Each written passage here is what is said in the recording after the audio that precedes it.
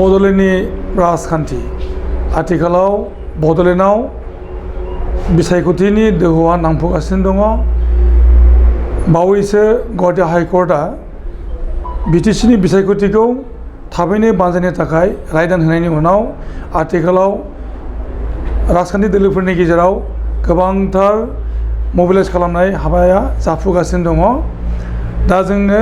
लोगो हमनो हादों इउपिपिएलनि लेङाइ आफादगिरि लोगोसेनो बिथाङा थांनाय 2015 मायथाइनिफ्राय 2020 मायथाइसिमनि मावबुब्लिनि बिटिसिनि बेरेखा दोलोनि बेरेखा हान्जानि दैदेनगिरिमोन रोनगोरा नार्जारी। बिथाङा 15 काजलगाव बियाबनिफ्राय एमसिएलए जादोंमोन 2015 मायथाइयाव आरो दा समाव फैबाय थानाय बिटिसिनि बिसायख'थियाव इउपिपिएलनि बिजाथि महरै 15 काजलगाव बियाबनिफ्रायनो गसंदों। बिथाङा दा समाव इउपिपिएलनि लेङाइ आफादगिरि जानानै दोलोनि हाबा मावनायजों लोगोसेनो गावनि बियाबाव देरहासार जानायनि थाखाय अहरह खामानि मावगासिनो दङ। जों बे समाव जों सावरायनि इउपिपिएलनि मावथांखि बिटिसि बिसायख'थियाव देरहासारनायनि उनावहाय बियो इउपिपिएलनि हाबाफारिया मा जागोन एबा बिटिसि सरकारा बिटिआर सरकारा मा जागोन बेनि सायाव बिथांजों मोनथिना लागोन। आरो बेखिनियाव जों बुंनो लुबैदों जे दा समाव बिजेपिआ दहमै बिसायख'थिनि फोसावदिंनाय खामानिखौ मावगासिनो दङ। डक्टर हिमन्त बिश्व शर्मा बिथाङा आसामनि फाइनेन्स मिनिस्टार लोगोसेनो पिडब्लिउडि हेल्थ आरो एजुकेसनखौ बिथाङा सामलायगासिनो दङ। बिथाङा बिजेपि सरकार दाफुंनो थाखाय जानजि खाफ्रादों बिटिसिनि खुंथायखौ बिजेपिनि आवथायाव दोननो थाखाय। बे बेलायावबो जोङो सावरायगोन जे इउपिपिएलआ बेनि सायाव माबायदि सांग्रांथि लादों। जोङो रोनगोरा नार्जारी बिथांखौ बड'लेण्ड इंखं टेलिभिजननि बिथिंनिफ्राय बरायबाय आरो हामलायनाय होबाय। बरायबाय नोंथां। गोजोन्थों। इउपिपिएलनि नोंथाङा लेङाइ आफादगिरि जानानै दङ। बेनि आगोलाव नोंथाङा पिसिडिआरनि आफादगिरिमोन। पिसिडिआर माने इउपिपिएल एखेखौनो जों बुंनो हायो। मा होननानै बुङोब्ला गासैबो माने दैदेनगिरिफ्रानो इउपिपिएलआव दंजोबो आरो गासैबो पिसिडिआरनि एमसिएलएफ्रानो दा इउपिपिएलनि केन्डिडेट जानानैबो दङ आरो आगु समावबो बिथांमोना जायनाखि दा समाव इउपिपिएलनि बिजाथि जानानै दङ बिथांमोना इउपिपिएलनि बिजाथि पिसिडिआरनिबो बिजाथिमोन। दा पिसिडिआर आरो इउपिपिएल बेनि डिफारेन्सखौ नोंथांनो जों मिन्थिना लाग्रोगोन जे पिसिडिआरखौ मानो दोननानै इउपिपिएल खालामफैनाय जाखो। सेथि बाथ्राया जाबाय मा पिसिडिआरआ जाबाय खुनु राजनिति हान्जा नङा, राजनिति दल नङा। बियो माखासे अराजनितिक दल ज' लोगो नांनानै मोनसे दानाय पिपुल्स क'अर्डिनेशन फर डेम'क्रेटिक राइट्स। आरो बै समावहाय बेखौ जोङो अराजनितिक दल हिसाबैनो खालामनाय जादोंमोन। इउपिपिएलआ जाबाय कमप्लिटलि मोनसे राजनितिक दल आरो दिनै डिफारेन्सआ बेनो पिसिडिआरआ अराजनितिक दलमोन आरो दिनै इउपिपिएलआ मोनसे राजनितिक दल फुल प्लेजार मोनसे राजनितिक दल रेजिस्ट्रेसनबो जाबाय आरो बेनि बैसोआ दा 6 बोसोराव आगान होगासिनो दं। गतिके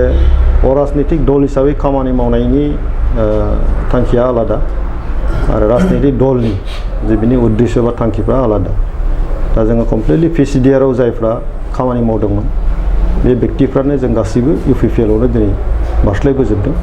आरो दिनै गासैबो जों इउपिपिएल हिसाबैनो खामानि मावगासिनो दं। पिसिडिआरनि आगोलावबो नोंथांमोना बिटिसिनि बिसायख'थियाव बिपिएफनि बेरेखायै गसंदोंमोन जेरै माने बिपिपिएफ मुंजों। नाथाय बिपिपिएफ जों नोंथांमोनहा माने प्रजेक्ट खालामनाय जायाखिसै 2015आव। दा बिपिपिएफआ बे आगोलनि चेप्टार।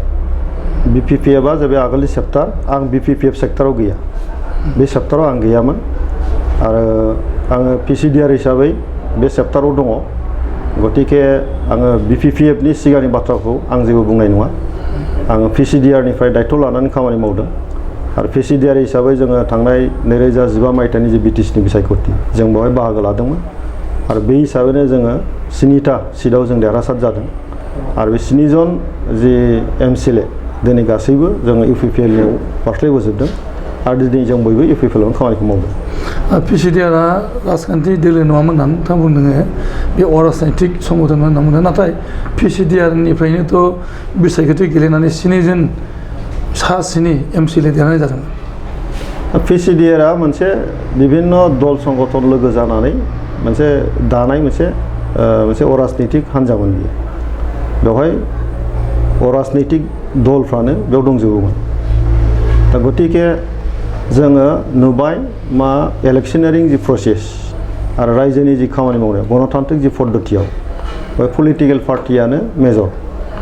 आरो राजनिति हान्जानि गेजेरजों नोङो रायजोनि जि मोनसे जौगानाय खामानि मावनोबा गणतान्त्रिक पद्धतिजों इलेक्शनारिं प्रसेसआव नों हाबनांगोन थ' राजनिति हान्जानि गेजेरजों हाबनायनि खाबु बेयो आलादा आरो राजनितिक नङैफोरनि जि खामानि मावनायनि जि खाबु बे आलादा गतिके बेवहाय बारा रायलायनांगौ दं होननानै आं सानाखै जे दिनै जोङो पिसिडिआरखौ गोनांथि जों सानाखिसै ओंखायनो दा फुल फ्लेजेड मोनसे राजनितिक दल दानायनि गेजेरजों बेजोंनो जोंनि बिटिसि ओनसोलावहाय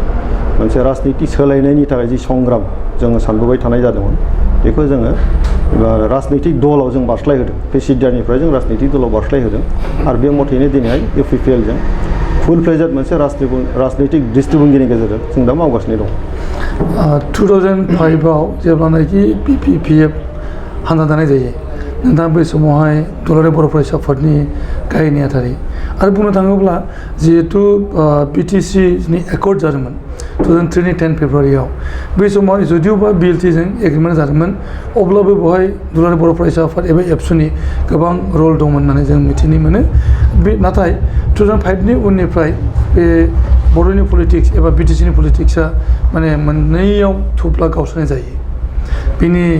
दायखौ नोंथाङाबो रुजुनांगौ जागोन मानो होनना बुङोब्ला नोंथाङा बै समावहाय गाहाय नेहाथारिमोन दुलाराय बर' फरायसा आफादनि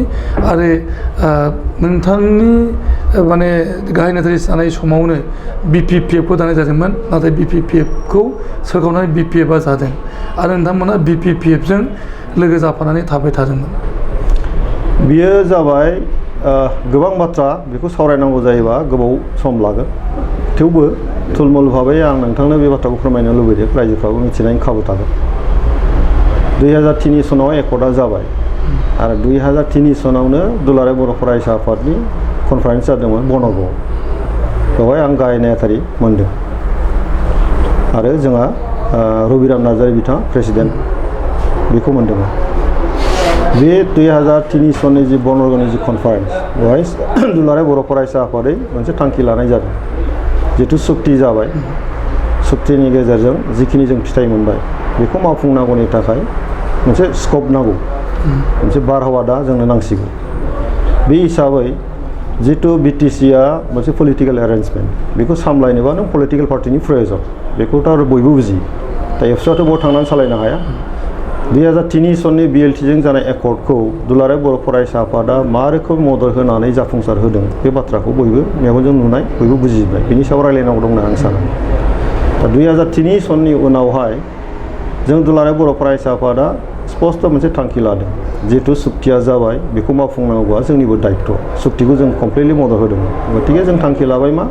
बड'लेण्डनि जि आन्दलन बेखौ इनडिफिनिट पिरियडनि थाखाय सासपेन्ड खालामनाय जाथों आरो दुलाराय बर' फरायसा आफादा ससिय' इक'नमिक डेभेलपमेन्ट बर' समाजखौ जौगाहोनांगौनि थाखाय जिखिनि दायित्वफोर दङ बेनि एडुकेसन बेनि रांखान्थि जौगानाय सामाजिक जि बेबस्था बेखौ जाहाथे जोङो मावफुंनो हायो बेखौ जों गोसो होनानै खामानिखौ मावसै बेबायदि थांखिजों जों फैनाय जादों दा पलिटिकेल मेटारखौ कमप्लिटलि डिल खालामनाया जाबाय पलिटिकेल पार्टिफोरनि दायित्व ओंखायनो जोङो जेला बिपिपिएफ दानाय जायो बिपिपिएफ दानाय समाव दुलाराय बर' फरायसा आफादा जास्ट अबजार्भार जे फैबाय थानाय समावहाय जे पलिटिकेल जों एरेन्जमेन्ट मोनबाय बे एरेन्जमेन्टखौ जाहाथे मोजाङै मावफुंनो हायो बेनि थाखाय मोनसे राजखान्थि हान्जानि प्रयोजन दं बे हिसाबै बिपिपिएफआ जन्म जाबाय दा राजखान्थि मेटारखौ डिल खालामनाय आरो बिटिसि एकर्डनि गेजेरजों जि जोङो एरेन्जमेन्ट मोनबाय सरकार सालायनायनि दायित्वआ राजखान्थियाव जायफोर थांगोन बिथांमोननि दायित्व जोबसै जों कमप्लिट हगारदों आरो बेवहाय स्पष्ट खोथा जोंनि गेजेराव जालायखादों जे राजनिति मेटारखौ जायफोर पार्टियाव थांबाय बिसोर मावनाय जाथोंसै दुलाराय बर' फरायसा आफादा ससिय' इक'नमिक डेभेलपमेन्ट इडुकेसननि सायाव जों खामानि मावो जोंना सिद्धान्तआ एखेबारे स्पष्ट बे हिसाबै बिथांमोननो दायित्व होनाय जादों जों खामानिखौ मावो दा फैयै फैनानै नोंथां होननाय बायदि जे बिपिपिएफ गावस्रानाय बाथ्राखौ लानानै आं बहाय सानो बहाय दुलाराय बर' फरायसा हिसाबै जों बहाय खुनु मा होनो बेखौ गावस्रानायनि दायनिगिरि होननानै आं साना गावस्रानायनि दायनिगिरि होननानै जों साना जे गावस्रानाय लाबोयैनि जि परिबेस बे पलिटिकेल लाइनाव जाहैजोबदों गासिबो खिन्थु जेला गावस्रानायनि बाथ्रा फैयो जों दुलाराय बर' फरायसा आफादाव थानानै फारनैखौबो जों बोरैहाय ज' खालामनानै जों खौसे खालामनानै मोजां मोनसे राजनितिनि गेजेरजों समाजखौ दैदेनलांनो हायो बे प्रक्रियाखौसो जोंनि दुलाराय बर' फरायसा आफादनिफ्राय जोङो जथेस्थ' नाजानाय जादों खिन्थु आल्टिमेटलि पलिटिक्स ना दा पलिटिक्सआवथ' नोङो सेनियर लिडार जोंथ' आरो बे समाव जुनियर जाबाय गासिबो मुभमेन्ट लिडारफ्राबो थांजोब्बाय दा दायबद्धताया बिसोरनि सायाव निर्भर दा गतिके बै समावहाय जों जथेस्थ' नाजानाय जादों आरो बेक्तिगत आंनि फारसेनिफ्राय जथेस्थ' नाजानाय जादोंमोन खिन्थु दुर्भाग्यबशत' जों बेखौ नुबोआखै खिन्थु बेवहायबो आंहा जेबो साननांगौ खोथा गैया खारन पलिटिकेल मेटारा दिनै हयथ' ज' गाबोन गावस्रागोन बेखौ रावबो हमथानोबो हाया आरो बे बबेबा मोनसे राजखान्थि हान्जा गावनायावनो जि मोनसे जाथिया धंस जागोन बबेबा मोनसे समाजा जागोन बेबो नङा गणतान्त्रिक मोनसे बेबस्था दं बेवहाय पार्टिया जन्म जागोन सोरबा थैलांगोन आरो बेजोंथ' मोनसे समाजा धंस जाया समाजा जौगानायनि थाखाय मोनसे अन कर्स गावहानो दंबाय थायो बेखौ जातीय संगठनफोर दङ जातीय बुद्धिजीबीफोर दङ गोबां माखासे अर्गानाइजेसनफोर दङ बे अर्गानाइजेसनफ्रा लांबाय थागोन गतिके राजनैतिक दला जुदि मजबुत जायोबा बे मोजांमोन खिन्थु बै समाव गावस्रानाया जोंनि थाखाय खथि लाबोदों समाजाव न' दाउट खिन्थु बे गावस्रानायखौ होबथानो थाखाय जोङो नाजाबायबो थानाय जादोंमोन खिन्थु जायाखिसै माथो खालामनो खिन्थु दा मावलायबाय थाथों आंना आसाया बेल'मोन जियानो जादों उनाव BPF जाबाय UPPL थाबोबाय दा बेवहाय UPPL दानायाव खिन्थु जों दुलाराय बर' फरायसा आफादा 100% जों बेवहाय बाहागो दंमोन गाव जन्म होनाय गथ'नि फारसे जोथोन लानाया बिमा बिफानि दायथ' आरो बे अभिभाबकनि गार्जेननि दायथ'खौसो जोंबो दुलाराय बर' फरायसा लादोंमोन गावखांनायनि उनाव BPF जालांबाय BPPF थालांबाय दा BPPF खौ जोंनि तदाबधानाव जितु जानाय हिसाबै जोंहा मोनसे कमिटमेन्ट दंमोन बे हिसाबै जोङो BPPF खौ मदद होदों बेल' खोथाया खिन्थु आसा दंमोन मोननैजों ज' जानानै थांथों खिन्थु गावस्राथारबायबा माथो खालामनो आसाया बेल'मोन गावस्रानानैबो जाहाथे मोननैबो हान्जाया माने मोनसे गणतान्त्रिक पद्धतिनि गेजेरजों मोजां सासन बेबस्थाखौ लाबोथों BPPआनो जा बा BPFआनो जा बे मोनसे सिन्थाखौ लानानै जों दुलाराय बर' फरायसाफोरा गावनि एजेन्डाखौ लानानै जों मावबाय थादों 2005निफ्राय 2020 सिम गोलाव बोसोर 15 बे बोसोर 15याव BTCनि भेटि बुंनो थाङोब्ला इनफ्रास्ट्राक्चारखौ BPF सरकारा बानायनो हादों बुंनांगोन दिनैनि समाव मोनब्रै जिल्लानि गासै हेडक्वार्टार्स आरो महकुमा हेडक्वार्टार्सफ्रा जाफुंजोबनानै दङ लोगोसेनो लामा सामा आरो गोबांथार माने बायफ्लेनाय जिफ्लेनाय सोमावसारनाय समावहाय माने जि अनुस्थानफोरा माने बायग्लिदोंमोन बेफोरखौ फसंथाफिननायनि बेबस्था जादों दा बैफोर इनफ्रास्ट्राक्चार जानायनि उनावबो नोंथांमोनहा दुलाराय बर' फरायसा आफाद एबा BPPFआ गोजोननाय मोननाय जायाखैमोन आरो नोंथांमोना PCDR दानानै BPFनि एगेन्स्टै नोंथांमोना पलिटिक्सआव ओंखारनाय जादों ना नोंथांनि खोथाया जेरैबायदि नों प्रश्न खालामदों जे इनफ्रास्ट्राक्चार जासेयावबो जों मानो गोजोनाखै दुलाराय बर' फरायसा आफादनि गोजोननाया इनफ्रास्ट्राक्चारनि सायाव नङा सुक्ति जाबाय सुक्तिनि गेजेरजों माखासे दफा फैदों बाय इनफ्रास्ट्राक्चार डेभेलपमेन्टनिबो मोनसे पेकेज फैदों बेखौ मावफुंनाया जि गभर्नमेन्टआव थादों बिनि दायथ'खा बेखौ मावफुंनाया बेवहाय ABCD जायखि जाया मानो बे मावफुंखानांगोन बेखौ जोंना कनसार्नआ बे नङा जोंनि कनसार्नआ बे नङा जों लुबैदों बिराद आन्दलन खालामबाय मानसि थैबाय मुंख्लं जाबाय बेंगुरा जालांजोब्बाय बिराद खस्थ' खालामनायनि गेजेरजों मोनसे एरेन्जमेन्ट जों मोनबाय बे एरेन्जमेन्टनि गेजेरजों भबिष्यत जाथि दानायनि बे ओनसोलाव थानाय बिभिन्न जाथि जनगोष्ठीनि जे जौगानायनि खामानिया समाज दानायनि खामानिया मोजां राजनितिनि गेजेरजों जालांथों बे जोंनि आसाम नाथाय नुबाय जे माखासे इनफ्रास्ट्राक्चार डेभेलपमेन्टआ बेवहाय आं थाबाबो नों थायाबाबो आं थायाबाबो जाखागोन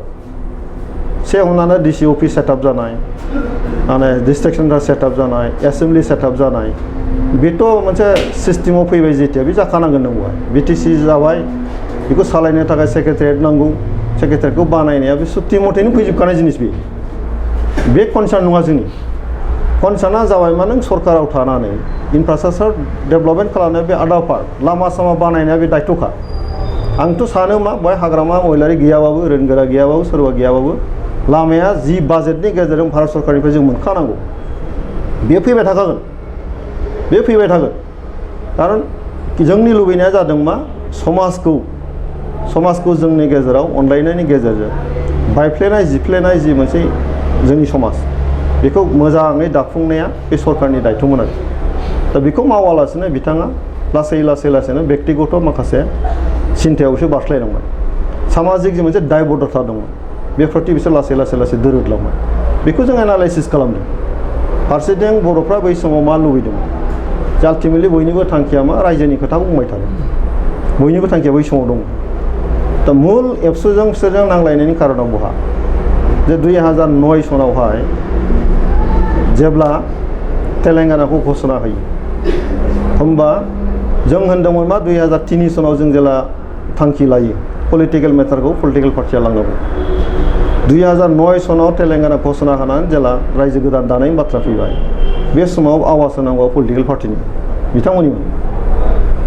जोङो जेला बे स्कपआ फैयो जों बै समाव बुंबाय जे नोंथांमोना बे बाथ्राखौ टेकआप खालामनानै गोजौ उत्थापन खालामो खिन्थु नुबाय मा 2009 सनाव बिथांमोना उत्थापन खालामदिया पलिटिकेल कमप्लिटलि पलिटिकेल बिथांमोना बाइन्डिंसआव थानानै बेनि आवाजखौ होदिया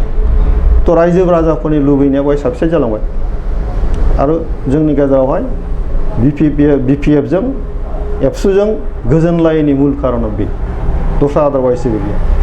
दा बेवहायबो जों बारे बुंदों जे मेटारखौ नोंसोर टेकआप खालामनाङा जोंथ' गोसो गैला खिन्थु जेला बिसोरो लायाखिसै खिन्थु इस्युखौ जोंहा पार्लियामेन्टआव दोनबाय थानांगौ मोनसे माबायाव दोनबाय थानांगौ हिसाबै बाध्य जानानै दुलाराय बर' फरायसाफोरा 2010 सनाव माजबाटनि कनफारेन्सआव आरोबाव बड'लेण्ड आन्दलननि डिसिसन लानो गोनां जादों संघातआथ' बेनिफ्रायसो फैदोंथ' जोंनावथ' आरो बिदा फंबायनि संघात नङा बे जों रायजो राजाफोरनि लुबैनाय बे लुबैनायखौ पार्टि हिसाबै बिपिएफआ मावफुंनो हायैयाव दुलाराय बर' फरायसाफोरा गावनि थांखिजों मावनो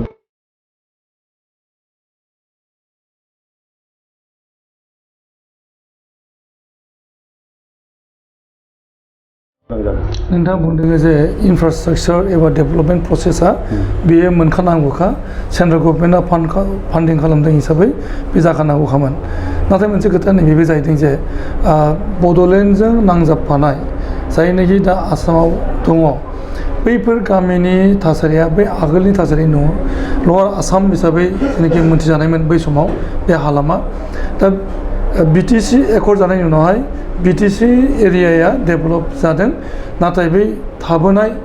नन बिटिसि पार्ट लवार आसामनि बेफोरो आगोलनि बादिनो गोग्लैसोनानै दङ दा जों बेखौ बुङोब्ला माने जों बुंनो हायो जे बिटिसिया बहुत जौगाखांनानै दङ दा बेथ' नोंथांनिसो दृष्टिभंगि खिन्थु आंनि दृष्टिभंगियाव आं स्पष्ट नुदों मा लवार आसामनि जि पार्ट थाबोदों बिटिसि जाखांनायनि उनावहाय बहाय पन्सायती राजआ गैया जादों जोंना भिसिडिसि लेभेलजों गामि जौगानायनि खामानिखौ लाबाय आसाम पर्सनाव पन्सायती राज सोलिनानै थाबाय पन्सायती राज सिस्टेमनि गेजेरजों बिसोर जेरै सेन्ट्रेलनिफ्राय डाइरेक्ट फैसा फैनानै खामानि मावदों बे स्कपआ जोंहा बिटिसिआव गोमाबाय आरो बे फैसाखौ मोनबोनांगौनि थाखाय भिसिडिसि लेभेलाव इलेक्सन खालामनानै फैसा मोनबोनांगौनि थाखाय बेबस्थाखौ खालामनांगौ बेखौ खालामनो रोंदियासै कौटि थाखा जोंहा लस जाबाय डेभेलपमेन्टआ स्टप जाबाय भिसिडिसि लेभेलाव जि सिस्टेमजों खालामदों बे सिस्टेमखौ मोजाङै खालामनो रोङैनि थाखायनो जों बन्सित जादों भिसिडिसिखौ इलेक्सन खालामनायमोनबा डाइरेक्ट फैसा फैगौमोन आरो गामि जौगानायनि बेबस्थायाबो बिराद मोजां जागौमोन आरो भिसिडिसि लेभेलाव कारापसना टटेलि हयथ' बिराद खम जागौमोन दा नमिनेटेड मेम्बार नों होबाय चेयारमेनाबो पार्टि नमिनेटेड मेम्बाराबो पार्टि नमिनेटेड बे नमिनेटेड मेम्बार चेयारमेनफ्रा रायजोनि खुनु दायबद्धता गैया बिसोर जब कार्डनि खामानि भिसिडिसि अफिस सिङावनो सालायबाय थायो रायजोफ्रा जब कार्डखौ मिथिया आखायाव जब कार्डआ गैया रायजोफोरनाव बिसोर लाबोदों बबे स्किमखौ मावदों मावाखै रायजोफ्रा जेबो मिथिया बे गासिबो थासारिखौथ' रायजोफ्रा मिथिगौथ' बेवहायनो जोंना लस जादों गामि जौगानायनि लस जादों आं सानो ओंखायनो बे कम्पारेटिभलि नायोबा जों बे पार्टआव कौटि थाखा जों लस जाबोदों खिन्थु आसाम पार्टआव जिखिनि जौगादों बे जौगानायनि तुलनायाव जोंनि जौगानायाव अनेक खम जाबाय नोंथाङा बुंनो नागिरदों जे आसाम पार्टआ साबसिनै जौगाखांनानै दङ जौगादों रुरेल डेभेलपमेन्टनि खेथ्रआव आं बुंदों रुरेल डेभेलपमेन्टनि मेटाराव पन्सायती राज सिस्टेमजों जिखिनि फैसा मोनबोदों स्टेट गभर्नमेन्टनि फान्डआथ' आलादा खोथा बेजों जिखिनि जानांगौ जादों खिन्थु रुरेल डेभेलपमेन्टआ मेन खोथामोन आरो बे रुरेल डेभेलपमेन्टनि मेटाराव बिसोर पन्सायती सिस्टेमजों जेरैबायदि मावनो हादों जोंना भिलेज लेभेलाव बिटिसि ओनसोला जों बेनिफ्राय बन्सित जादों आरो जों बेखौ खालामना लानो रोङाखै डिफारेन्सआ बे जों दान्दिसे ब्रेक लादों बेनि उनाव जों सावरायफिनगोन बड'लेण्डनि राजखान्थिनि बिथिङाव UPPL आरो रेंगोरा नार्जारि।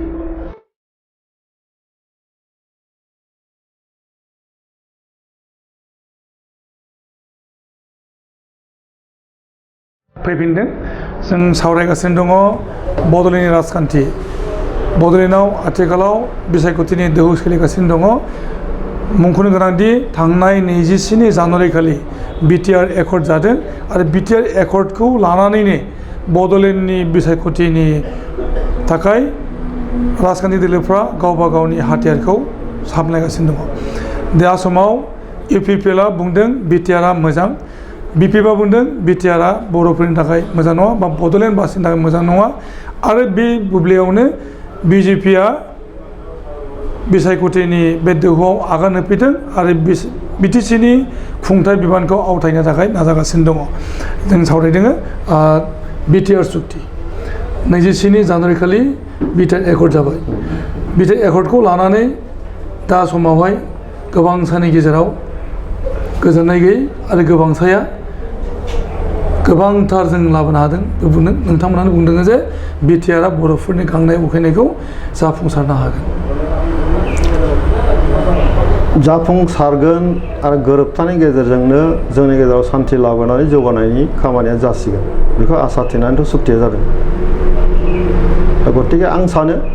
100% BTRनि गेजेरजों जोङो जुदि मोजाङै खामानिखौ मावलायनो हायोबा, मोजां राजखान्थिनि गेजेरजों बयखौबो बिसासाव लानानै जुदि मोजाङै खामानि मावनो हायोबा बेजों जौगालांनायनि मोनसे लामाया जथेस्थ' दङ। दा जोङो बे सुक्तिनि गेजेरजों जिफोरखौ जों मोनबाय दा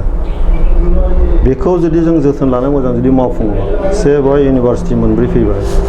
रेलवे कच फेक्टरि फैनो नागिरदों, इन्डास्ट्रि गायसननायनि बाथ्रा बेवहाय प्रभिजन दङ आरो इयुथ जेनेरेसनखौ सेल्फ रिलायेन्स खालामनायनि बेवहाय माखासे बेबस्थाफोर दङ। बिनि अनगायैबो मुल माखासे एजेन्डा जे बर'फोरनि थाखायब्ला जे BTR ओनसोलाव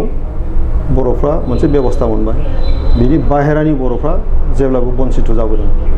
93 एकर्ड जाबाय, बाहेरानि बर'फ्रा थाबोबाय। 2003 एकर्ड जाबाय, बाहेरानि बर'फ्रा थाबोबाय।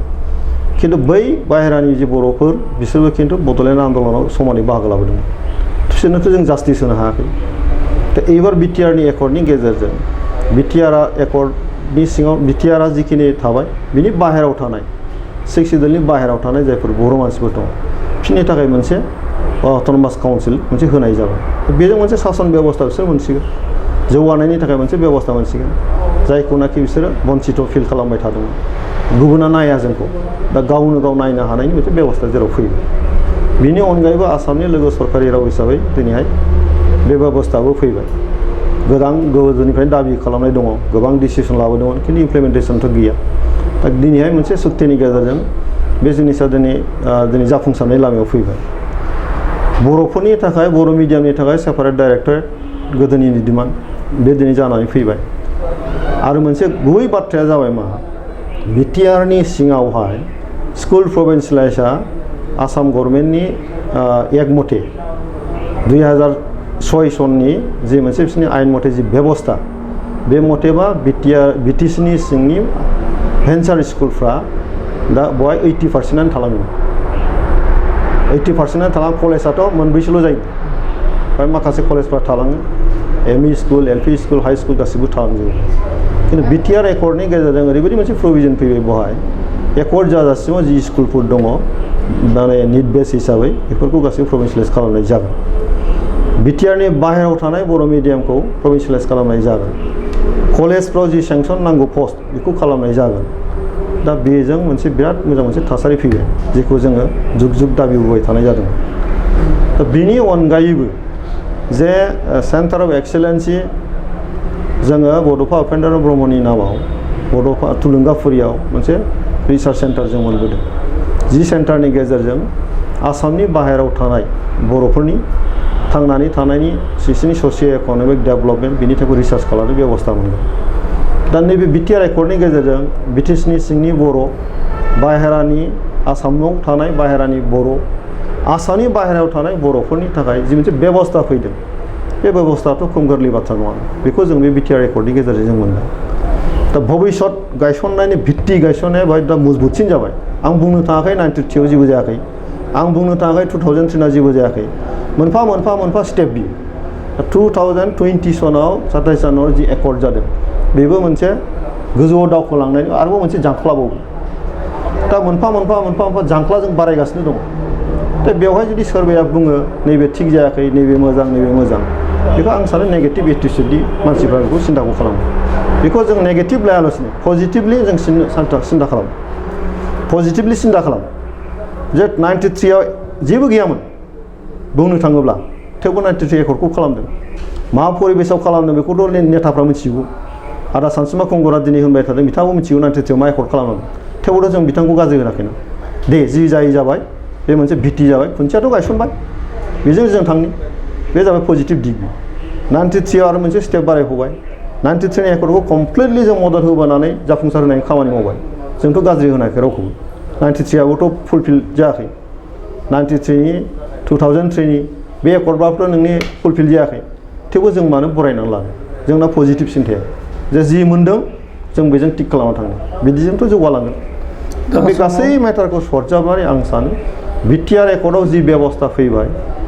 बेखौ मानसिफोरनि बुजिनाया एसे हयथ' उल्टां फाल्टां जादों अनेक बिटिसिनि सुक्तिखौ बेस खालामनानै बेनि एरिया अगमेन्टेसन जागोन बेनि पावार एन्ड फांसना बारायगोन बेनि जि खामानि मावनायाव जि माखासे गोनो गोथो दंमोन बेखौ स्ट्रिमलाइन खालामनाय मेन बाथ्राया बे आरो लोगोसे मा एनडिबिनि जेंनाया बे सुक्तिनि गेजेरजों फोजोबनांगौ मोननै मेजर खोथा माखासेयाथ' बे आगोलाव थाबोखानाय जिनिस दा बेवहाय नों गाज्रि मोननांगौनि मा बाथ्रा दं दा मा मुल दाबि बर'फोरनि लुबैनाय दाबिया जाहैबाय सेपारेट स्टेटनि दाबिखौ नागारनाय जाहैबाय दा बेखौ लानानै गोबां अजद सेपारेट स्टेटनि दाबिखौ बर'फ्रा नागारिनि बे मावहाय प्रश्न फैदों दिनैहाय बिटिआर एकर्ड जाबाय प्रमद बर'आ एकर्ड खालामबाय गबिन्दआ एकर्ड खालामबाय प्रमद बर'नि दैदेननाय आन्दलन जाबोदोंमोन गबिन्द बसुमतारिनि दैदेननायाव आन्दलन जाबोदोंमोन नङा होमबा आन्दलन खालामै मोनसे सलुसनाव फैबाय बिसोर सुक्ति खालामबाय जि सुक्ति मोनो बेयाव थाबथाबाय नङा होमबा बे जांख्लानिफ्राय गोजौआव थांनांगौखौ सोर बादा होदों रावखौथ' बादा होआखैना जुदि बेवहाय नों आंनि फिसाफ्रा गाबोन जुदि दस्रा सिन्थानि गेजेरजों गोजौआव गाखोलांनायनि सिन्थाखौ जुदि खालामो बेखौ आं बादा होनो हागोन रावबोथ' बादा होनो हायाना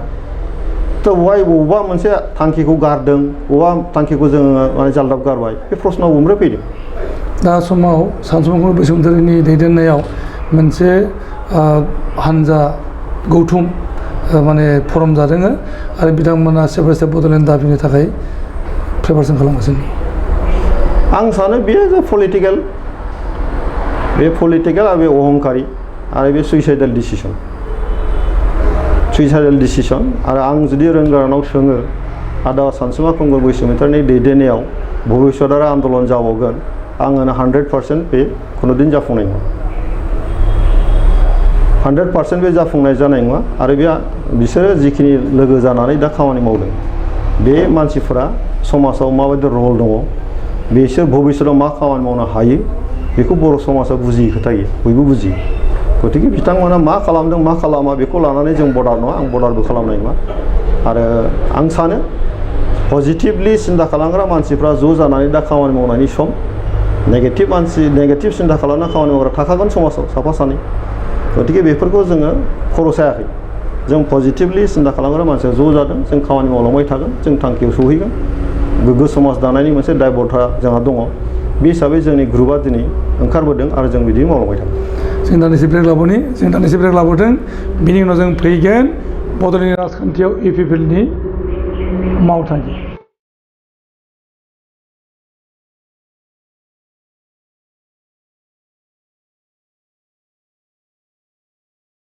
फैफिनदों दा समाव बिसायख'थिनि दोहौ नोंथांमोना दहमै राजखान्थियारि मबिलाइजेसन खालामगासिनो दङ आरो बिटिसिखौ आवथायनो नाजादों बेराफारसे बिजेपिआ बिटिसिखौ दखल खालामनो थाखाय सिगांबोदों आरो BPF हान्जा बिथांमोना आगुनिफ्रायनो बिटिसि सामलायगासिनो दङ आरो गावसोरनि अस्तित्वखौ लाखिनो थाखाय बिथांमोनाबो खामानिखौ मावगासिनो दङ नोंथांमोना बिटिसि आवथायनायनि थाखाय बा बिटिसिखौ दखल खालामनो थाखाय मा हाथियार प्रयोग खालामनो नागिरदों राइट नाउ बिटिसिखौ दखल खालामनांगौनि थाखाय इउपिपिएल हिसाबै जोंनि हाथियारा रायजो राजासो जितु भटखौ होगोन दा रायजो राजायासो नोंखौ सरकार दानायनि खाबुखौ होगोन कमिटमेन्ट दा खोथाया जाबाय मा रायजो राजाफ्रा नोंनो मानो भट होनो इउपिपिएलनो मानो भट होनो बे मोनसे प्रश्न जायो जों बुंदों बहाय 15 बोसोर बिपिएफखौ रायजोफ्रा अनखांखाबाय मानो अनदोंमोन रायजोफ्रा हास्थायदोंमोन जे जोंनो नैबेखौ नांगौ 15 बोसोर खम नङा प्रथम बोसोराव रायजोफोरा सुक्तिकारि दल हिसाबै दे 100% जों बेनो होनसै बे फैबाय सेकेन्डआव 5 बोसोरखौ नायबाय बिसोरो बहाय माखासे असन्तुष्ट डेभेलप जाबाय थेवबो मानसिफोरनाव मोनसे कनसिडारेसन होबाय दे 5 बोसोरखौ बिसोर माने गोदान मानसि सालायनायाव आखा फाखा जागोन नेक्स्ट आरो चान्स होबाय दाना 10 बोसोर जाबाय 10 बोसोराव आरो एनालिसिसआ बारा जाबाय रायजोफोरना नैबेखौ मावनो हायाखिसै नैखौ मावनो हायाखिसै नैखौ मावनो हायाखिसै ना दा बेहाय नुबाय मा दे जियानो जायामानो लास्टआव आरोबाव चान्स होबाय खनथाम जाबाय थ' मानसिफ्रा आरो दा चान्स होनायनि खोथा गैला एनालिसिसआ दा कमप्लिट जाबाय दा गतिके 15 बोसोर बिपिएफनि जि खामानि मावनो रोङै बेखौ रायजो राजाफ्रा दिनै बुजिनानै सोलायनायनि मोनसे सिन्थाखौ अलरेडि डिसिसन लानाय जि थासारि बेखौ जों नुदों खारना जाबाय मा इउपिपिएलआ गोदान हान्जा 5 बोसोरल' 6 बोसोराव आगान होगासिनो दङ बिटिआर सुक्ति जाखांनायनि उनावहाय जोङो इउपिपिएल हान्जा फैखांनायनि उनावहाय रायजो राजाफ्रा मोनसे बिकल्प नागिरदों 15 बोसोर बिपिएफनो जों अनखांबाय जों अननाय बादि बिपिएफआ अनफिननो रोंदिया गतिके जों सोरखौ नागिरबावनो दा आरो गणतान्त्रिक बेबस्थाजों रायजोफ्रा सोलायनो लुबैयो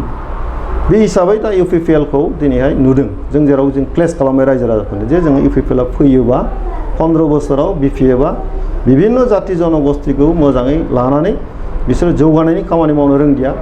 मानसिफोरनि गेजेराव बिश्वासखौ लाखिनानै खामानि मावनो रोंदिया बिभिन्न घटना जालांबाय दिनै बर'जों आदिबासीजों बर'जों दिनैहाय राजबंशीजों बर'जों दिनै मुस्लिमजों जिबायदि मोनसे संघात सामाजिक भाबैबो जि द्वन्द्व जाबोबाय दा बेफोर गासिबो बाथ्राफोरखौ जोङो सरजाबनानै जों रायजो राजानि गेजेराव जों बुंदों जे थांनाय 15 बोसोराव जोंनि गेजेराव जि सामाजिक भाबै जि द्वन्द्व फैबाय जों बेखौ साबसाइड खालामनानै गोदान मोनसे डिस्ट्रिब्युटनि गेजेरजों बयबो जाति जनगोष्ठीखौ जोङो खौसेयाव लानानै समानै जौगाहोलांनायनि प्रतिश्रुतिखौ जों दिनै होदों एट द सेम टाइम बिटिआर एकर्ड फैबाय बिटिआर एकर्ड फैनाय लोगो लोगो रायजोफ्रा नुबाय जिहेतु बेवहाय मोनसे अस्त्र लानानै जुद्ध खालामग्रा मोनसे हान्जा दंमोन बेबो दिनै जोबफैबाय थारमाने बेवहाय गन्दगल गैला शान्ति फैबाय फारसेथिं बड'लेण्ड आन्दलनाबो दिनै जोबथ'फैबाय थारमाने आन्दलनबो गैला अस्त्रधारि संगठनबो गैला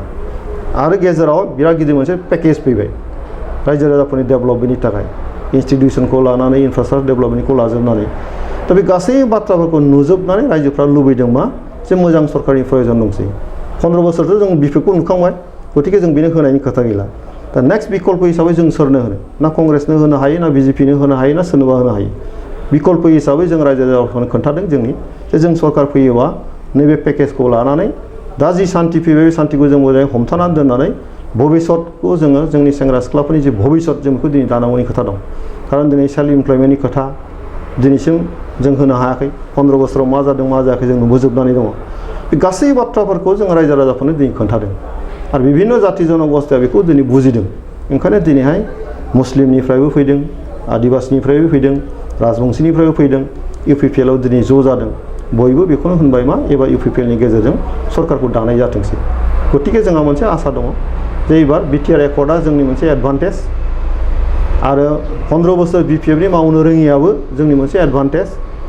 रायजोफ्रा सोलायनो लुबैनायाबो जोंनि मोनसे एडभान्टेज बे गासै एडभान्टेजखौनो इउपिपिएलआ जों मोननो थांगासिनो बिजेपिआ बिटिसि दखल खालामनो थाखाय जबरदस्त सेस्था खालामनो सिगांबोबाय नुनो मोन्दों नर्थ इस्टखौनो बिजेपिआ दखल खालामजोबखाबाय आरो दा बिटिसिल'सै दा बिटिसिखौ बिजेपिआ दखल खालामनो हाया बिथांमोनहा मोनसे बिराद लैजा 2021आव आसाम एसेम्बलिनि इलेक्सन बेवहाय जोबोरैनो गोहोम गोग्लैगोन दा अब्ला नोंथांमोना बिजेपिजों मा रोखोम सोमोन्दो लाखिनो दं राइट नावथ' जोंहा बिजेपिजों जेबो सोमोन्दो गैया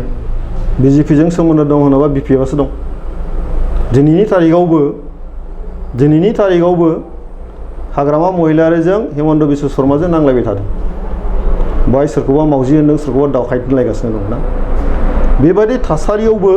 दिनैहाय बिपिपि एबा बिजेपिजों लोगो जानानै दिसपुराव दिनैहाय रायजो जानानै दं बिसोर सोमोन्दोआ बिसोरसो दङ जोंहाथ' गैया जोंना स्पष्ट एजेन्डाया मा बिटिसिआव जों एबार सरकारखौ जों दागोन बेबो बिटिसिनि रायजो राजाफोरनि अननायजों बिजेपिआ क्लेम खालामगासिनो दं गावसिनि सरकार जागोन मोनफ्रोमबो हानजायानो सरकार दानो थाखाय क्लेम खालामनाया मोनफ्रोम पलिटिकेल हानजानिनो मोनसे नेचार मानो बिजेपिल' कंग्रेसआबो होनगासिनो दं दिनै इउडिएफआबो होनदों दिनै इभेन जिएसपि गण सुरक्षा पार्टियाबो होनदों सरकार दागोन होननानै दाबिनायाथ' बयबो दाबिदों खिन्थु सोरखौ सरकार दागोन बेथ' रायजोनि सायावसो निर्भर जागोन बिजेपिआ इउपिपिएलनि फारसे बारा हांगार फुनाखै एबा रायनाय जायाखै बेराफारसे इउपिपिएलआबो बिजेपिखौ गाज्रि बुंनाय जों नुनो मोनाखै बे स्पष्ट खोथाया बे 15 बोसोर बिपिएफआ सरकार सालायदों थ' रायगोन सोरखौ इउपिपिएलआथ' सरकार सालायाखै दा इउपिपिएलखौ रायनो थाखाय मा जुक्ति दं खोथाया स्पष्ट इउपिपिएलखौ रायनो हानाय बिजेपिनाव जेबो बाथ्रा गैया इउपिपिएलखौ रायनो हानाय कंग्रेसनाव जेबो बाथ्रा गैया इउपिपिएलखौ रायनो हानाय खुनु राजनितिनाव जेबो लामा गैया दा मोजां जादोंबाबो गाज्रि जादोंबाबो रायनांगौबाबो मोजां बुंनांगौबाबो बिपिएफखौनो होननांगोन गतिके 15 बोसोराव बिपिएफआ मावनो हायाखै हेमन्त बिश्व शर्माया फाइनेन्स मिनिस्टार बिथाङा फैसा हरबाय थादों हाग्रामा महिलारिनो बे हरनायखौ बे खोन्थाबाय खामानि मावनो हायाखै होननानै दा गाव हरनाय थाखाखौ जुदि मावनो हायाबा बेखौ रायाबा सोरखौ रायगोन समाल'सना खालामाबा सोरखौ खालामगोन बाथ्राया बेल' गतिके बिपिएफआ जिथु सरकाराव दं समाल'सना खालामनाया बिसोरनि सायाव थांखागोन जोंखौ रायनो थाखाय लामा गैया बेखिनियावनो सुक्तिया जादों बिजेपि सरकारजों बिटिआर एग्रिमेन्टआ दा बै हिसाबैहाय बिटिआर एग्रिमेन्टखौ जिहेतु बिजेपिआ खालामदों आरो बिजेपिजों सोमोन्दो थायाब्ला एकर्ड जायामोन बेथ' नोंथांखौ दा सोमोन्दोनिथ' बाथ्रा गैया जोंथ' आन्दलन खालामनायनि दमावसो जायाखै होनबा आन्दलन खालामनायनि थाखायसो आन्दलन खालामनायनि थाखायसो सरकारा बाध्य जानानै लेंहरनानै रायलायनानै समाधान खालामनांबाय रेसपन्सखौ होदों बिजेपि सरकार यस सरकार हिसाबै दायित्व दंखायो जे गावनि नागरिकनि जेंनाखौ सुफुंनाया जाबाय मोनसे मोनफा सरकारनि दायित्व बर'फ्रा आन्दलन खालामदों जेंना दं होननानै बेखौ गनायनानै दिनै सावरायनायनि गेजेरजों जे सुस्रांनाया फैबाय नङा होमबा दा बेवहायथ' जोंहाथ' आरो बिफा फिसानि सोमोन्दो गैया सासे डाक्टारजों सासे पेसियेन्टजों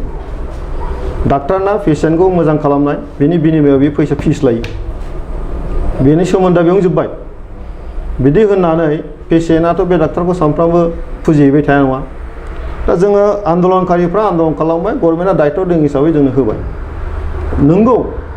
जे गणतान्त्रिक बेबस्थायाव सरकारनि बबेबा नङा बबेबा एसे अननाया नांगोन बे जाबाय मोनसे डिप्ल'मेसि दा जोङो सरकारखौ जों दागोन दाखांनायनि उनाव जों गसंथानायनि उनावहाय केन्द्रीय सरकार आसाम सरकारखौ माबायदि लबि खालामनांगौ बिनि स्ट्रेटेजिखौ जोंनि प्लेटफर्मनिफ्राय जों खालामहैगोन थ' गतिके राइट नाव बिजेपिजों जोंहा जेबो सोमोन्दो गैया आरो मोनसे खोथाया नंगौ दायबद्धताखौ जुदि बुजियोबा भारत सरकार आसाम सरकारा जितु बिटिआरखौ जन्म होदों जन्म होनायनि आं दहायनो होनदों मा बिमा बिफा हिसाबै गथ' जोनोम होयोबा गथ'खौ खांनायनि दायित्व थायो बिटिआरआ आसाम सरकार भारत सरकारनि मोनसे गथ' बेखौ जोथोन होनाया बिसोरनि दायित्व ओंखायनो जों बुंबाय थादों मा जिहेतु नोंसोर जन्म होबायबा बेखौ जोथोन लानांगोन ओंखायनो इमप्लिमेन्टेसननि बेलायाव फैदों ओंखायनो प्रमद बर'आ थांनानै इमप्लिमेन्टेसननि बाथ्राखौ अमित शाहनो बुंबाय थानाय जादों एकर्डिंलि अमित शाहनि इन्सट्राक्सनजों आसाम गभर्नमेन्टआ माखासे गोनां दफाफोरखौ दिनै इमप्लिमेन्ट खालामदों जोंना सोमोन्दोआ बेनो खिन्थु गभर्नमेन्टखौथ' जों हारसिंसो दागोन जों गभर्नमेन्टखौ जों हारसिं दागोन बहाय बिजेपिआनो फै कंग्रेसआनो फै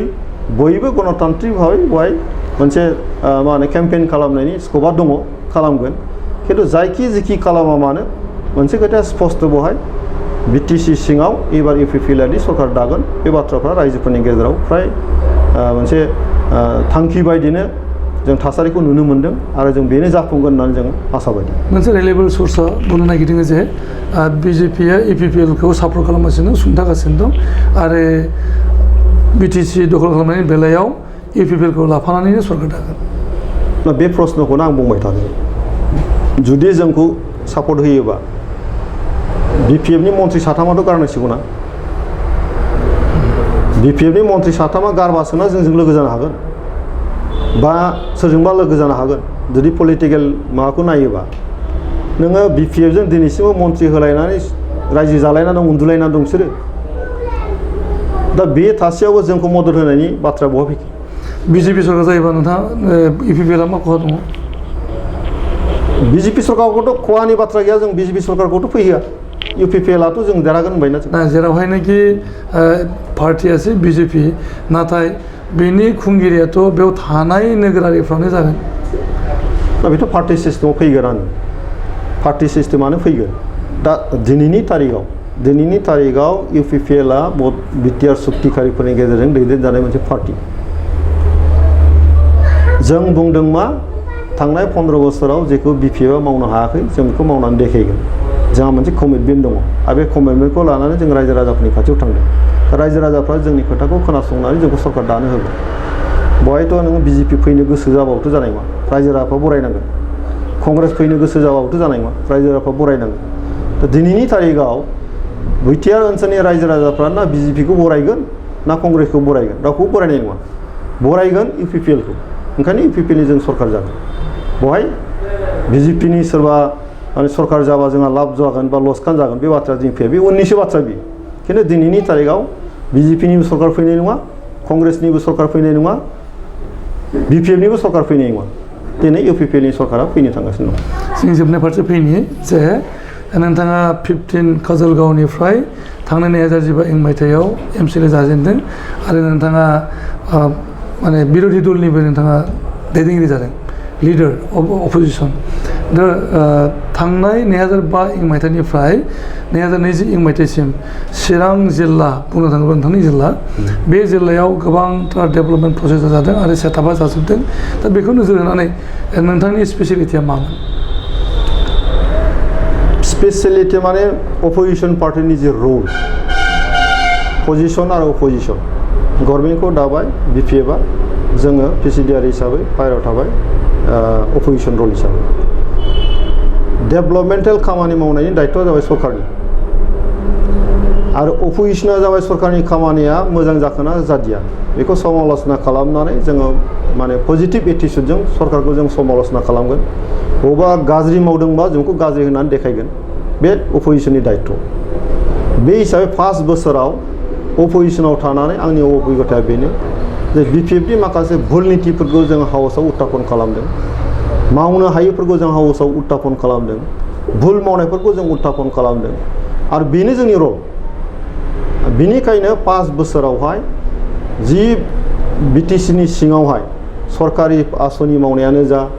बेनि अफिसियेल जि मोनसे सिस्टेमानो जा बे खामानि मावनायाव खुनु सिस्टेम गैयामोन बारस' बुरस' जोबमोन दिनैहाय जोङो अपोजिशनाव थानानै प्रत्येकटा एसेम्ब्लियाव जों जेब्ला कुइसन खालामनो हमबाय कुइसनखौ रिप्लाइ होनांगौनि थाखाय अफिसारफ्राबो खामानि मावनो गोनां जाबाय सिस्टेमखौ लाबोनो गोनां जाबाय थ' जि बाथ्राफ्रा सिस्टेमाव गैयामोन बेखौ जों 5 बोसोराव सिस्टेमाव लाबोनो थाखाय जों नाजादों आरो जों बेखौ मावफुंनो हादों 5 बोसोराव जों अपोजिशन रल हिसाबै जों बेखौल' लाना फैदों खिन्थु डेभेलपमेन्टनि मावनाया सरकारनिसो दायित्व बा जोंहाथ' खुनु आखाइ गैया खिन्थु मोनसे खोथा दुखुनांथाव बेल' जादों जे गणतान्त्रिक भाबै बिथांमोना अपोजिशनाव थानाय जे MCLAफोर बे MCLAफोरखौबो गणतान्त्रिक अधिकारखौ होनांगौमोन नाथाय थांनाय 5 बोसोराव बिसोर बे अधिकारखौ जोंनो होदिया आं काजलगाव समस्तिनि MCLA रायजोफ्रा आंखौ देरहाहोबाय BCDCआव जि जौगानाय जादों बेखौ नायनाया आंनो दायित्व होनांगौमोन आं मोननांगौ अधिकार आंनिमोन खिन्थु BPFआ बेखौ जोंनो होदिया दा BCDC लेभेलाव जेसेबां कारापसन खालामबाय बिनि दायखौ आंनो होबाबो जानो सरकारा गावसिनि BCDCआबो गावसिनि दा आङो नैबे गाज्रि जादों होनबाबो आंनि खोथाखौ खोनासङा नैबेखौ ओरै खालामा मोजां जागौमोन होनबाबो बेखौ खोनासङा दा 5 बोसोरावथ' बिदिनो फैबाय दा आं 5 बोसोराव अपोजिशन हिसाबै अपोजिशननि जे रल बे सरकारनि भुल नीतिफोरखौ दिन्थिनाय रायजो राजाफोरनि गेजेरावहाय बे बाथ्राखौल' जों गोसो होनानै खामानि मावबोनाय जादों आरो आं सानो काजलगाव समस्ति हिसाबैबाबो आं अपोजिशन हिसाबै जिबायदि रल लादों डेभेलपमेन्टआ खुनु दिन स्टेगनेन्ट जायाखै आङो रायजो राजाफोरनो जि परिबेस लाबोनानै होदों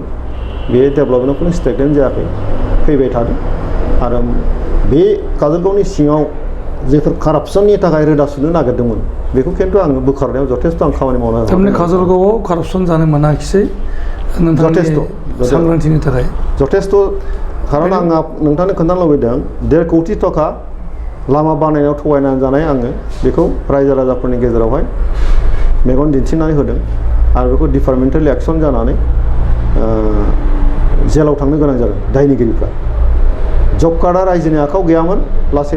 जब कार्डखौ रायजोनि आखायाव होनो गोनां जादों जब कार्डनि खामानि मावनायनि सिस्टेमखौ आं रायजो राजाफोरनो बुजायदों रायजो राजाफ्रा लासैहाय सिस्टेमखौ बुजिनो हमदों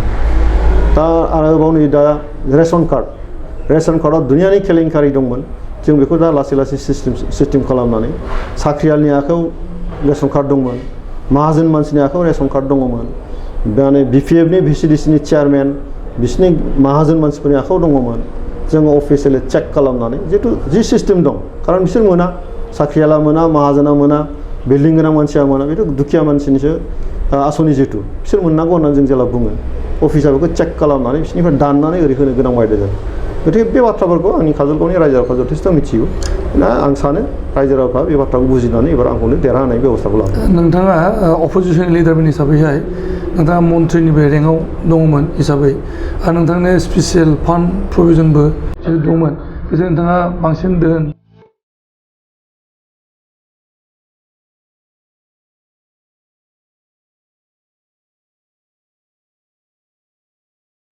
मोननायनि बाथ्रा गोबांथार दोन मोननायनि बाथ्रा थायो नोंथाङा बेफोरखौ माबायदि इउटिलाइज खालामनो हानाय स्पेसियेलि बिदि अपोजिसन नेता हिसाबै जेबो बेबस्था गैया अफिसियेलि जेबो बेबस्था गैया जास्ट जोङो मोनसे अपोजिसनाव थानांगौनि नामै अपोजिसन लिडार बे नामाल' मोनदों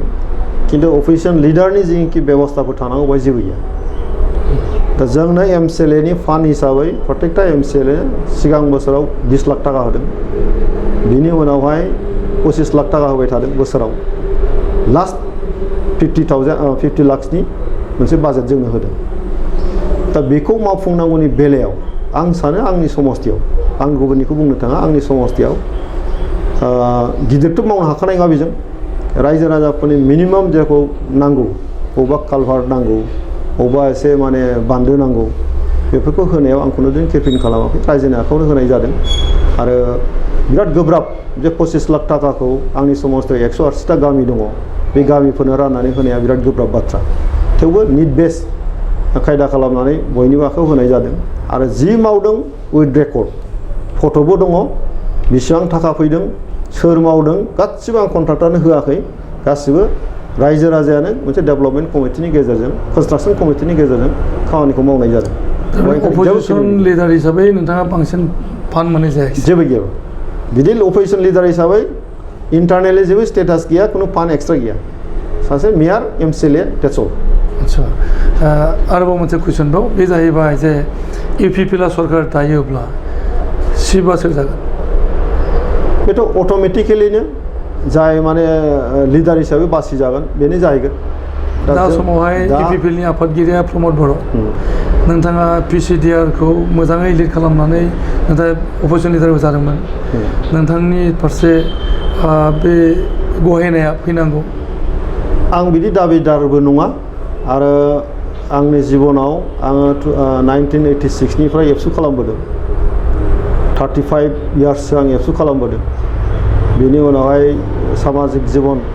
मोनसे खामानि मावबोदों आं खुनु दिनाव क्रेडिट नागिरनानैबो खामानि मावबोआखै रायजोनि मोनसे जि बिबान होदों आं बेखौ मावबोबाय थानाय जादों दिनै पलिटिक्सआव फैनायाबो आंना मोनसे माने इन्सिडेन्टसो बुंनांगौ जायो आं पलिटिक्सआव बारा इन्ट्रेस्ट गैयामोन खिन्थु माखासे परिबेसा आंखौ थिनदों आरो बे परिबेसखौ आं एक्सेप्ट खालामबाय दा मोनसे पलिटिक्सआव जों फैबाय दा दिनैनि तारिखाव प्रमद बर'आ जोंनि UPPLनि दैदेनगिरि आरो जों बेखौनो फ्रन्ट लाइनाव दोननानै गासै मोनसे पावार BTCनि जे मोनसे सरकार जों दानो थांगासिनो दङ दा बेवहाय खुनु नेक्स्ट सिन्था जेबो गैया प्रमद बर'आनो जा बेवहाय आंनिफ्राय जेबो गैया आरो मेकानिजमाव जि दं जों बेखौनो खालामनानै थांगोन दा प्रमद बर'नि नेतृत्वआवनो BTCनि इलेक्सना जानो थांगासिनो दङ आरो प्रमद बर'खौ बेस्ट खालामनानैनो जोंनि भबिष्यत सरकाराबो जाहैगोन बेवहाय जेबो गोनो गोथो गैया थारमाने प्रमद बर'आनो चिफ जानायनि आसा प्रमद बर'आ आसा दङ आरो बिथांखौनो जोङो खालामनायनि सिन्थाखौबो जों हयथ' खालामगोन आरो आं सानो भबिष्यतआव प्रमद बर'आ जाबाबो BTC बाखि रायजोआ मोनसे मोजां थासारि फैगोन बेहाय जोंनि UPPL हान्जायाव जेबो गोनो गोथो गैया आरो बर' रायजो राजानि गेजेरावबो जेबो गोनो गोथो गैया होननानै आं सानो UG ब्रह्मनि बाथ्रा इउजि ब्रह्म बिथाङाबो माने फाउन्डार प्रेसिडेन्ट इउपिपिएलनि बिथाङा नाथाय दा माने आफादगिरिनिफ्राय जानगार थाबाय दा बिथाङाबो सासे दाबिदारमोन नाय इउजि दानि बाथ्रायाथ' गोबां बाथ्रा दं बेवहाय इउजि दाया ओरैबायदि टेक खालामबाय समाज परिबर्तननि थाखाय मोनसे जातीय इन्टारेस्टनि थाखाय आरो राजनिति परिबर्तननि सार्थ इउजि दाया जाबाय फाउन्डार प्रेसिडेन्ट बेनि नेतृत्वआवनो गासिबो जाबोजोबदों आरो दिनैसिम इउजि दाया पलिटिकेल इन्टारेस्टखौनो प्रायरिटि होनानै बे खामानि मावाखै इस्युसफोरखौ सल्भ खालामनायनि थाखाय बे जेब्लाबो सिन्था खालामबोदों आरो लास्टलि बिटिआर एकर्डसिमबो बे दंबाय थायो बिटिआर एकर्डसिमबो बे दंबाय थायो आरो बिटिआर एकर्डनि उनावहाय जि परिबेस फैबाय बे परिबेसाव इउजि दाया आफादगिरि दंमोन प्रमदा बाव एन्ट्रि जाफैबाय गोसो जानानै गासैबो थासारिखौ नायजोबनानै भबिष्यतखौ थिग खालामनांगौनि सार्थआव इउजि दाया स्वेच्छायै आफादगिरिखौ प्रमद बर'नो हगारना होबाय गासै सिचुवेसनखौ बुजिग्राफ्रा बेयावनो बुजिगोन जे इउजि दाया मा लुबैयो समाजा मा लुबैयो रायजो राजाफ्रा मा लुबैयो गतिके इउजि दाखौ लानानै खुनु कन्ट्रभार्सि गैया आरो इउजि दायाबो खुनु दिनै जोंनि पार्टियाव कन्ट्रभार्सि लाबोआखै लाबोनायबो नङा जे पार्टिनि एबभाव थानानै बे खामानिखौ मावो आंनि नोजोराव पार्टिनि एबभाव थानानै बे खामानिखौ मावो नट अनलि इउपिपिएल बे एन्टायार समाजनि बाथ्राखौ बे सिन्था खालामो आरो बे समाजखौ माने भबिष्यतखौ नायनानै बियो गावनि सिन्थाखौ बे होबाय थादों गतिके इउजि दानि स्टेटासा पार्टियाव एबभ अल इभेन माने बहाय नोङो पार्टिनि सिबानो था बा सोरबा बिटिसिनि सिबानो था बिनि पजिसना जेब्लाबो जोंनि नोजोराव बयनिबो गोजौ थागोन आरो जों बिदि दोननानै थांबाय थागोन आरो बिथांनिफ्राय जेब्लाबो जों जाथि दानायनि समाज दानायनि जे मोनसे सिन्था बेखौ मोनबाय थागोन आरो बेखौ जाहाथे बिथाङा होबाय थानो हायो बे पजिसनखौ दोननाया जोंनि दायथ' ओंखायनो जोङो बिथांखौ जि पजिसनाव दोननांगौ बे पजिसनखौ दोननानै जोङो लांबाय थागोन जों गोबां सावरायबाय आरो सावरायनांगौ दङमोन नाथाय जोंना समा एलाव खालामदिया दा जों नोंथांनो गोजोननाय होबाय जोंनि बेखिनि बाथ्रा बुंथिनायनि गेजेरजों नों इउपिपिएलनि सिंनि बाथ्रा आरो नोंथांनि गोजौसिननि बाथ्रा फोरमायनो थाखाय जों बेखिनियाव जों बिदा लाबाय गोजोन्थों खुलुमबाय